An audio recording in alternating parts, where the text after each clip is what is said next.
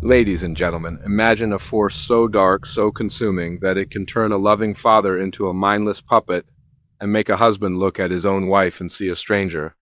We are talking about a specific ancient form of black magic known as Sabda Pandita Ratu. This isn't just a spell.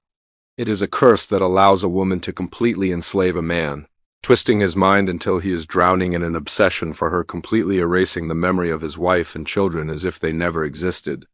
But for the woman who cast this spell, simply stealing the man wasn't enough. Her greed was an insatiable fire. She went as far as to make a deal with the queen of the Djinns, Kanjeng Ratu, with one horrific goal in mind: to completely annihilate the man's entire family. Will this innocent family be able to survive such a heinous supernatural assault? And what is the ultimate price one pays for dabbling in such terrifying black arts? To find the answers, you have to stay with me for this entire story. This tale is not fiction. It is based on a chilling, real-life event, and by the end, we are going to see actual proof of the people involved. So, without further delay, let's dive straight into a story that begins with a profound warning from the Prophet. Peace be upon him. Anyone who destroys another person as family is not considered part of the Ummah. Chapter 1. The Perfect Family. Our story takes us back to December of 2001 in Indonesia. We open on a scene that looks like the picture-perfect definition of a happy family. We are introduced to two siblings, Mita and her younger brother, Dewey. They are sitting together, glued to the TV, enjoying a quiet evening. The atmosphere lights up the moment their father, a man named Eddie, returns home from a long day at work. Seeing Eddie walk through the door, the kids are absolutely ecstatic. You can tell immediately that Eddie is the center of their world. They spent most of their time with him because their mother was always incredibly busy working. Their mother, Juni, ran a beauty salon. We cut to her workplace, where she is deep in the trenches of customer service, handling clients one after another. Even though she already has 3 customers waiting, a new lady walks in, and despite the backlog, Juni agrees to take her on. This tells us that Juni is hardworking, perhaps to a fault, meaning she's going to be late getting home again. Back at the house, Eddie is cooking dinner for the family, and Mita is right there beside him, helping out. We learn a sweet detail here. Eddie's absolute favorite dish is tilapia fish, a recipe his own father used to make for him. He uses this moment to teach Mita how to cook it, telling her that she needs to learn this so she can cook for him when she grows up. Mita, full of love for her dad, makes a pinky promise that she will definitely master this dish for him. After the cooking is done, they sit and wait for Juni. Mita is getting restless and annoyed at having to wait so long for her mother, but Eddie, being the patient husband, calms her down. Finally, Juni arrives. She tries to engage with her children, acting cheerful, but the tension is thick. Mita and Dewey are visibly cold towards her. They are angry because Juni's obsession with the salon means she barely has any time for them. Juni feels this rejection deeply. Later that night, in the privacy of their bedroom, Juni opens up to Eddie. She confesses that she wants to be like other mothers staying home, taking care of the kids and her husband. But the reality of their financial needs makes that impossible. She has to work to help run the household. Eddie is incredibly supportive here. He comforts her, promising to talk to Mita and Dewey. He assures her that one day the kids will understand that all her hard work is for their benefit. From Eddie's behavior, we see a man who genuinely loves his wife and supports her career without any ego, happily taking on the role of caregiver in her absence. Chapter 2. The shattering discovery. The next day is a big day for Dewey. It's his football match. Usually, Eddie would take him, but some urgent work pops up, so Eddie asks Mita to take her brother instead. Mita is not happy about this at all. It's a holiday, yet her mom is at the salon again, her dad is busy, and she's stuck babysitting.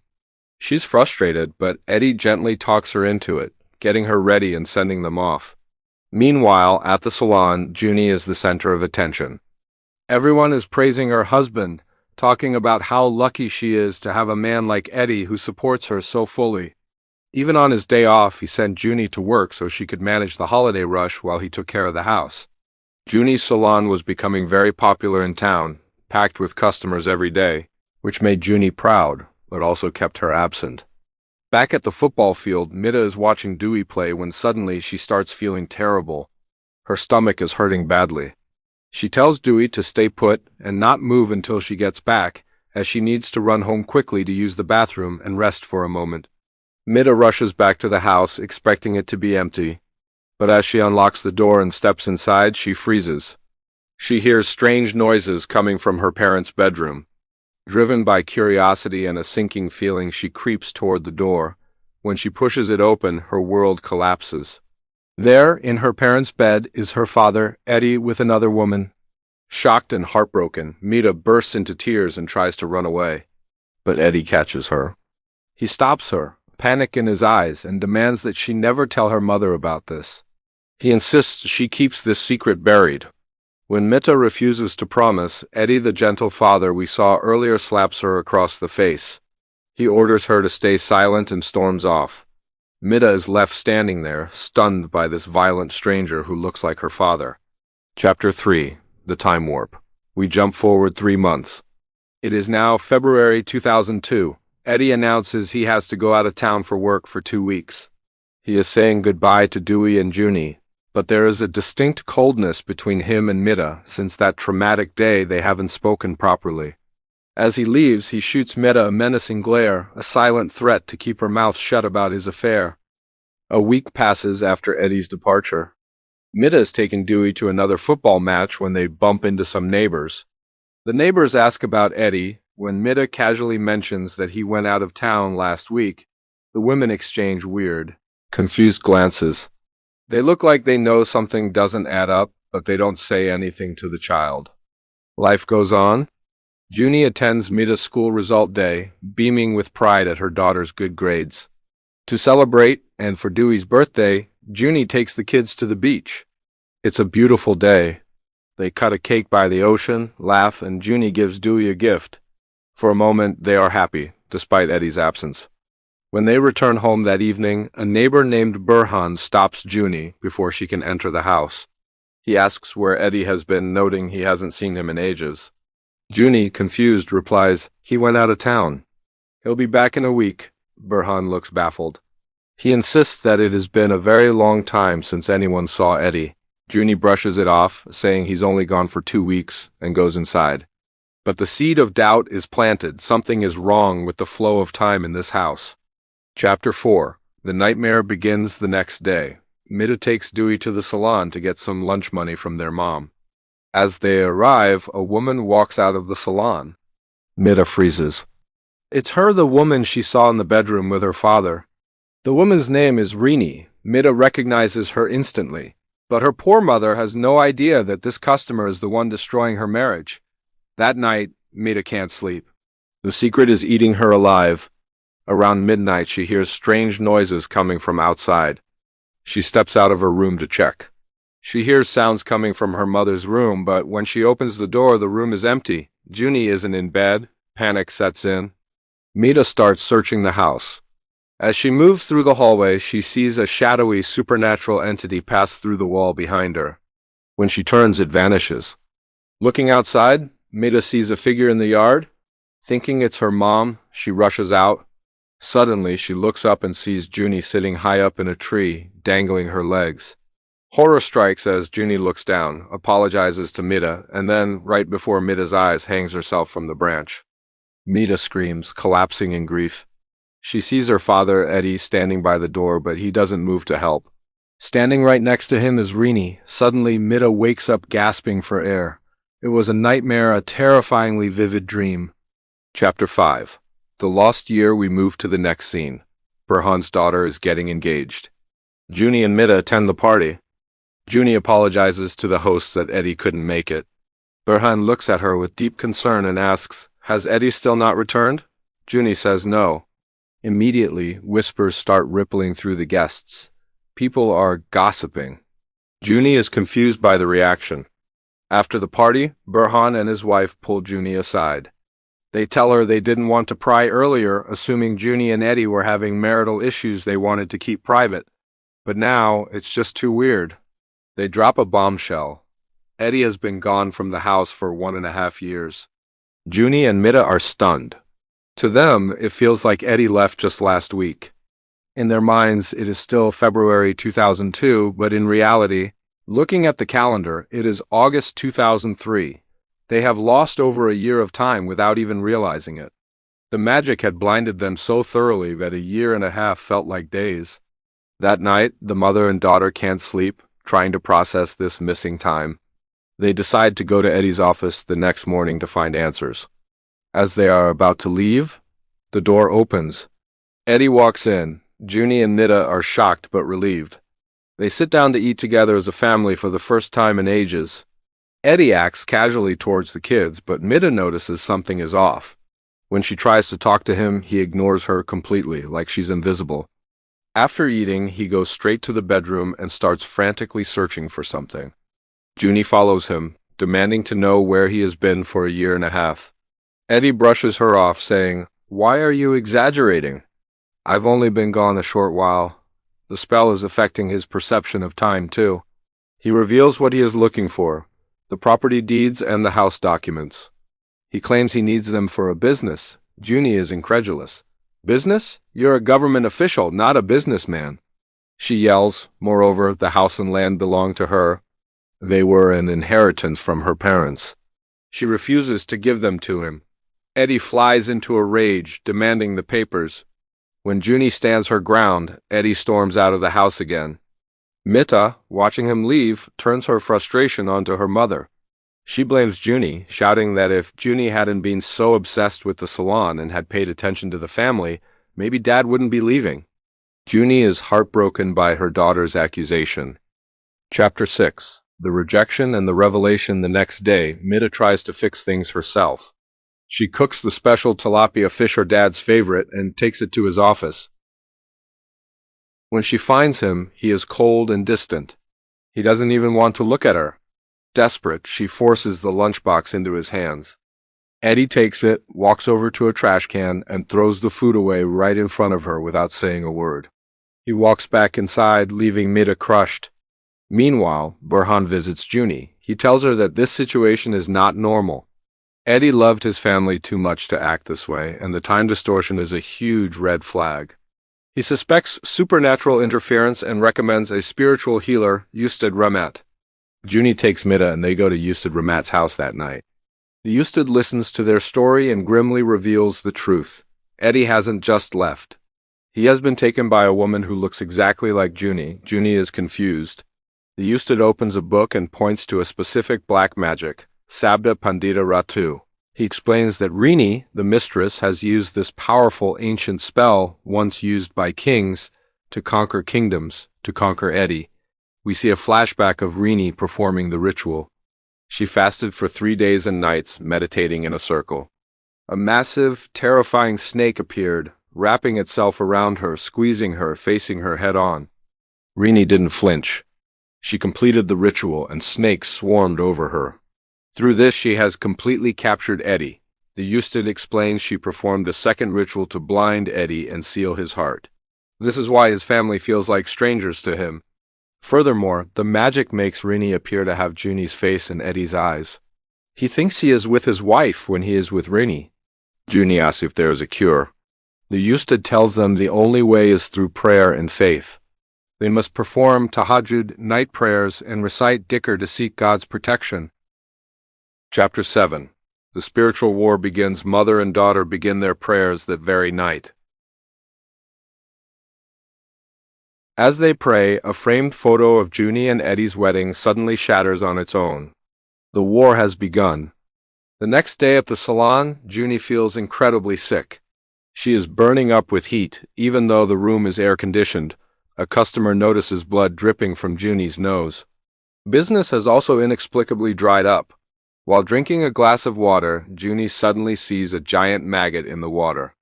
She drops the glass in horror, but when it smashes, there is no bug. It was a hallucination caused by the magic. Her employees are worried. They show her something disturbing. Every morning, they find strange red dirt scattered in front of the salon. They suspect someone is using black magic to destroy her business. Juni takes a sample of this soil to Ustad Ramat. He confirms it immediately. This is grave soil used in a ritual to kill her livelihood. But the Ustad senses something else. He tells Juni that he doesn't think a competitor is doing this. He suspects it is her own husband, Eddie, planting the dirt. That night, Juni waits at the salon in the dark. Sure enough, she sees Eddie arrive and scatter the dirt. Heartbroken, she follows him. He meets Rini down the street and they leave together. Furious, Juni takes Mita and Dewey to Eddie's office the next day to confront him publicly. She plans to report him for adultery and abandonment, which carries heavy penalties for government officials. But when she speaks to the HR department, she is hit with another shock. The records show that Eddie reported his first wife Juni died 2 years ago. He is officially listed as living with his second wife, Rini. Juni sees Eddie and confronts him, demanding to know why he is destroying them. She realizes he wants to bankrupt her so he can steal her assets for Rini. Eddie is cold, telling them to stay away from him, and leaves. Chapter 8. The Deal with the Devil. We see Rini's new salon is booming, it's packed with customers. This success is built on the ruins of Juni's life. That night, we see Eddie and Rini at a dark sacred site. They are escalating the magic. They are making a direct pact with the Queen of Djinns, Djinn Ratu. Eddie, completely under Rini's thumb, asks the entity for all of Juni's wealth and a big promotion at work. The Djinn Queen agrees but demands a sacrifice. Give me one of your loved ones. Eddie hesitates, but Rini nudges him and he blindly says, yes, he has just agreed to sacrifice his own family. Eddie sneaks into his old house when no one is there. He steals Juni's hair, Mita's hair clip, and Dewey's football jersey. These personal items will be used as mediums for the lethal curse. Rini brainwashes him, telling him his old family are just parasites and that she is his only future. Back at home, the attacks intensify. Dewey can't find his jersey. Mita realizes her clip is missing. Juni smells the stench of rotting flesh in the house. Suddenly, Juni screams. She sees a terrifying demon hanging on the wall. Mita runs to her but can't see it. Juni points at the invisible monster, blood gushes from her nose again, and she collapses unconscious. Chapter 9. The 40 days of terror. They rush to Ustad Remat. He realizes the family is being targeted for death. He gives them a specific prayer and instructs them to circle their house with salt, water, and rice after the Maghrib prayer. They must perform tahajjud every night for 40 days. On the second night of prayer, a loud explosion rocks the roof. It sounds like a fireball hitting the house. Little Dewey is terrified, but they keep praying. On the 7th night, the heat becomes unbearable. It feels like they are in an oven. Juni opens the front door and sees the porch covered in crawling insects and maggots.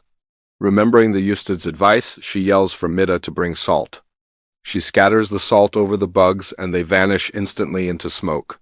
On the 13th night, Juni is in the bathroom washing her face when she starts choking.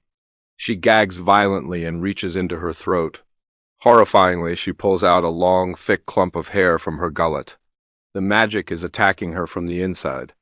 The 30th night is the worst. Mita is praying alone because Juni is too weak to move. Her skin is pale as a sheet. Suddenly, sounds erupt on the roof again. Juni's stomach starts to distend and swell visibly. Mita rushes to her. You can see movement under Juni's skin as if large worms are crawling through her intestines. It is a grotesque sight.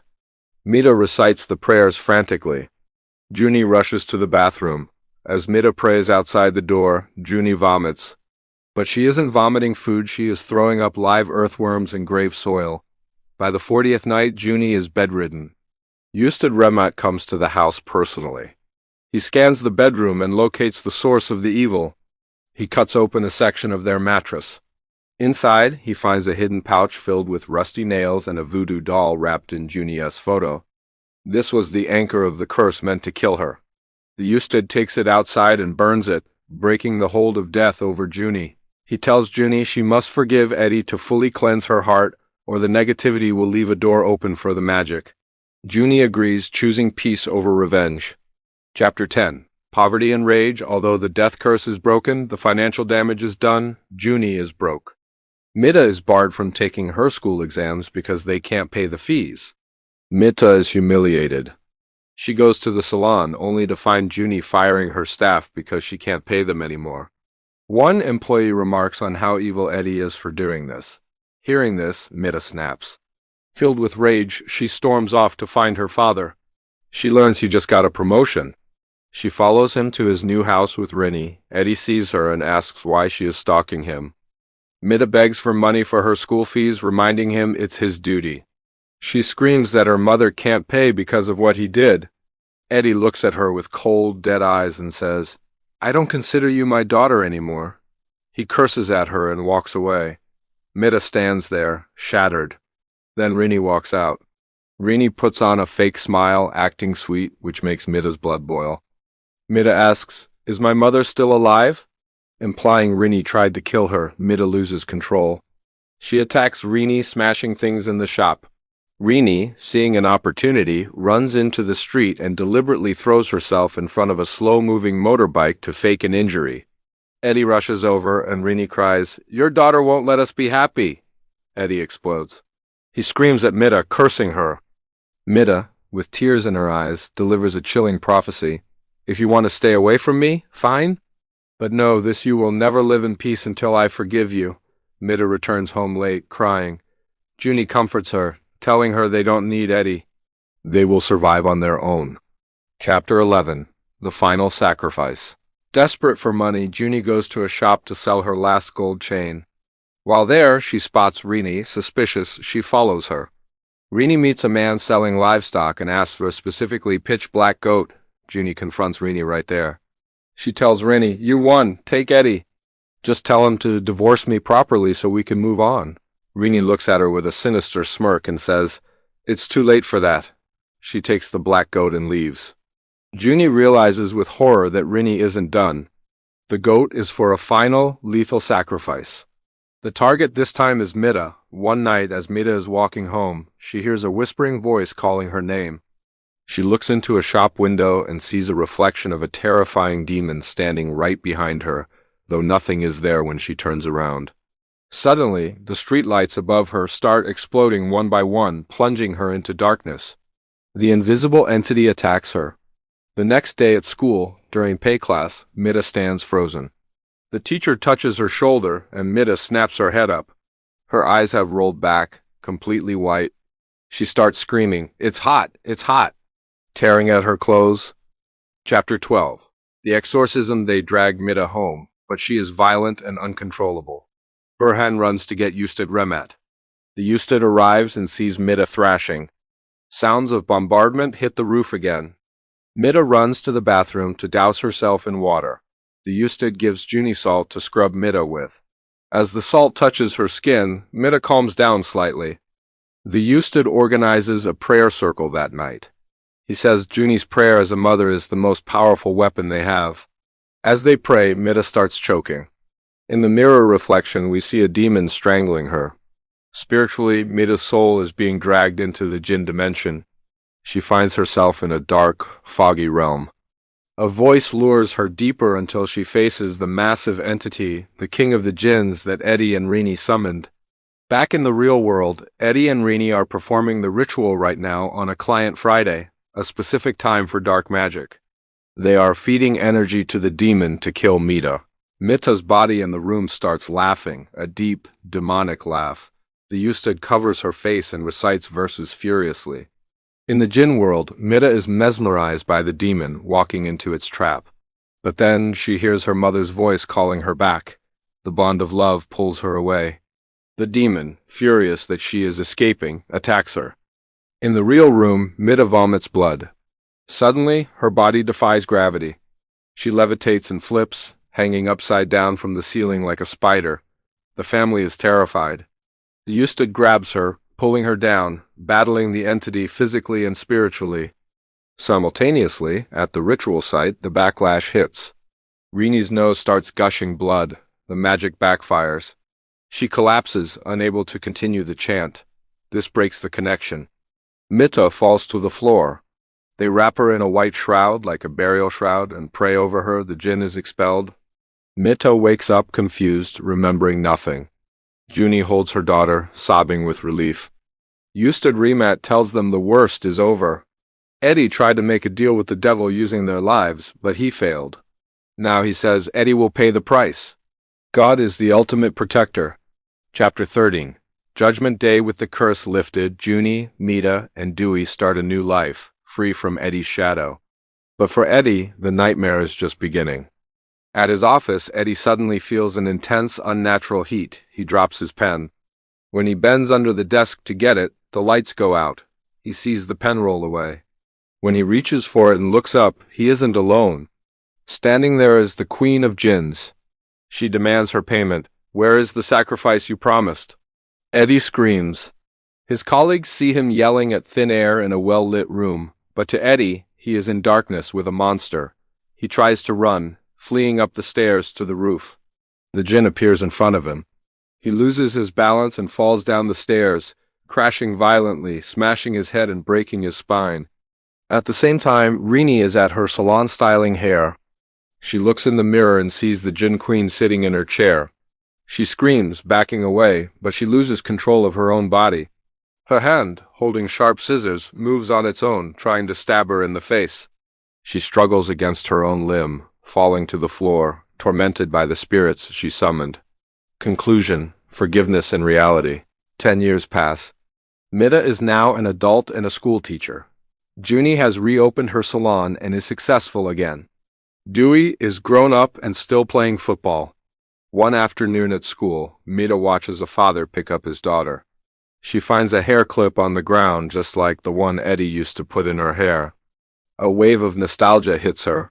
She remembers the good man her father used to be before the magic. She looks up Rini on social media and finds an address. The next day, Meta cooks tilapia fishy, the promise to make him all those years ago, and takes a bus to the address. She enters a rundown house. It's filthy and quiet. Inside, she finds Eddie. He is sitting in a wheelchair, completely paralyzed, a shell of a man.